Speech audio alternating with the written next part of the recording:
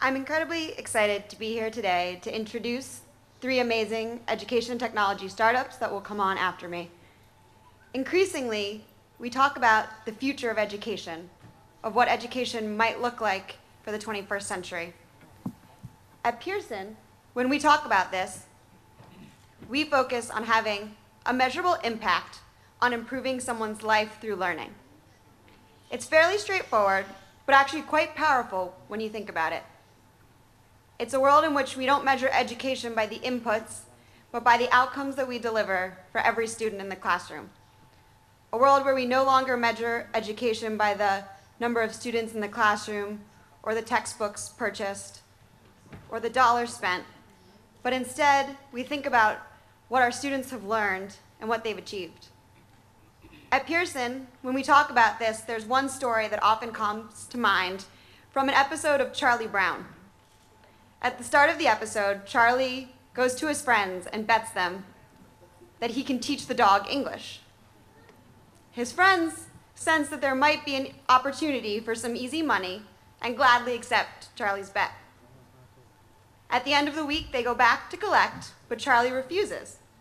He says, "I said I would teach the dog English. I didn't say he would learn." The challenge for all of us today is how we go from teaching to learning and how we have a measurable impact on every student's lives. At Pearson, there are 2 major transformations happening that are driving this change. The first is a shift from the US and the UK to the world, and the second is from print to digital. In the last decade, the student population growth has been overwhelmingly in the developing world, 3% growth compared to only 0.2% in the United States and Europe. This is a huge opportunity, but also a huge challenge, as there still remains millions of students out of school and others that aren't learning. We're trying a number of innovative things at Pearson, most recently the Affordable Learning Fund, which we've launched to invest in low-fee private schools in the developing world. Our first investment is in Omega Schools, which is led by one of the most inspirational leaders in education I've ever met. Located in Ghana, the CEO, Ken Donko, opened the school in response to a very personal need. He needed to send his own children to school, and the schools that were available weren't good enough. So he started first 1, then 2, and over time 10 schools, but was limited by upfront capital. After the Pearson investment, they've now opened 20 and then up to 36 schools, serving thousands of students across Ghana. And we see already from outside evaluations that their results exceed the local government schools, and they're starting to take notice and make change. How are they able to do that at scale? It's partly through the use of technology to enable the classroom and to enable the easy use of school operations. Every single school manager in Ghana has their own tablet to take student attendance and also to use teacher handbooks and teacher lesson plans in the classroom. Currently, they're doing pilots to pioneer smartphones for exams and a tablet for every child. This is just the start, but you can imagine the potential. And it's not limited to the developing world. In the US, the rollout of Common Core standards has driven innovation in a number of districts. Most recently, the LA district has agreed to roll out tablets to every single one of the students, the 600,000 students in the LA Unified District, with a Pearson Common Core solution. This is being piloted today and includes a deeply embedded technology in the classroom based on the routines that teachers use and that students have their reality every day. As a result of this, we've seen a change to over 50% of our revenues being driven by digital and services alone. But there's still so much more to do, and we're not going to be able to do it alone. It's a joint challenge for educators, district leaders, politicians, and policymakers, and every one of the examples I mentioned is a collaboration. So we need to work together because today students remain disengaged in the classroom.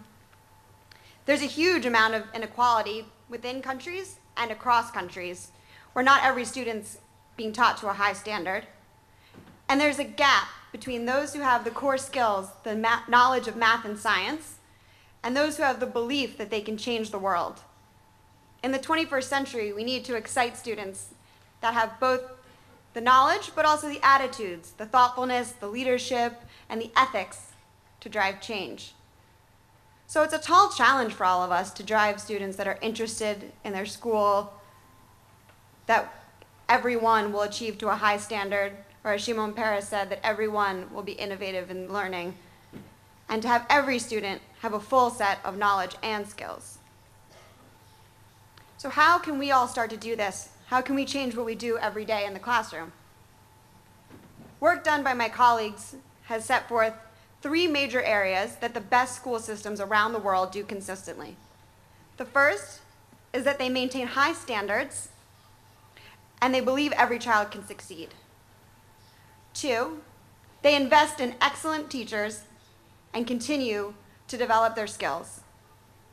And 3, they create a structure and organization that allow teachers to focus on learning and focus on the students. So these are 3 broad areas, but they actually provide quite a bit of room for innovation, quite a bit of room for the technology startups and teachers in the room to drive a huge amount of change in the system. For example, in Israel today, the Center for Education Technology is pioneering with a virtual classroom and a virtual high school where students in the periphery have access to math and physics that otherwise wouldn't be available. That's just one way that technology allows every student to succeed, not just those in the best schools. Or similarly, a startup that's coming on after me, Athena, is an example of how they're helping teachers to continuously improve by viewing their own lessons on video. It's like the best athletes in the world reviewing their professional game tape and continuing to think about how to improve and get better every single day. The challenge, though, is that often innovations today aren't at scale. We hear about all the changes, the revolution that's coming, but if you go into the majority of our classrooms, it will look quite a bit like they looked 100 years ago, like they looked at the turn of the century.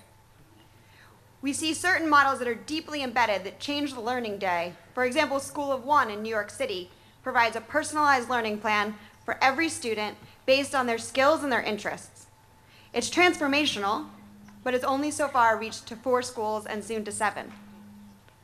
At the other end of the spectrum are things like Coursera, Udacity, edX, that we hear the headlines every day of the millions of students reached. And it's hard to deny the impact they're having. But they're not yet into the school system. They're not embedded into how we all teach. The California system briefly tried to roll it out, but after lower than average performance on the online courses relative to in school, they actually pulled it out of the classroom fearing bad press. What we need, though, is a world where innovations can keep trying and failing and testing what they're doing until we figure out what works. We need to combine the best aspects of these innovations, of these technologies, with what we already know about system change and what the educators here do every day, teaching and learning and inspiring students. And only when we put the student at the heart and we combine this technology, this knowledge of system change, and what we know about teaching and learning, that we can drive systemic innovation, consistent innovation across all of our school systems. And then we can have a world where we not only pursue whole system reform, but systemic innovation as well. If we're able to combine the best of what we know and continue to iterate, constantly improve, we could start a whole system revolution. There's really nowhere in the world that's quite gotten this today, although actually Israel is one of the closest. With the Center for Education Technology working closely with the ministry and working closely with schools like Aroni High School, you're seeing that change, you're seeing it reach out to millions. And similarly, in Hong Kong with the Innovation Fund, they're starting to combine that best of what they know in the Department of Education with a way to invest in startups that can go to scale. And I think here in a few minutes we'll hear from Sarah Shapiro of how the US is starting to think about this, with Digital Promise bringing together innovative schools so we can move, as Arnie Duncan said, from islands of innovation to consistent excellence across the system. And if we can do that, I think we can all imagine a future where our students experience technology, but more importantly, a truly better education, where they're engaged and excited about what they're doing, where every student is held to a high standard and has the belief that they can succeed, and where every student is taught not just knowledge, but how to think and how to lead and have the ethics that they need to make the difficult decisions in the world today. In short, we could have a whole system revolution. So thank you for having me today, and I'm excited to hear from the startups that follow.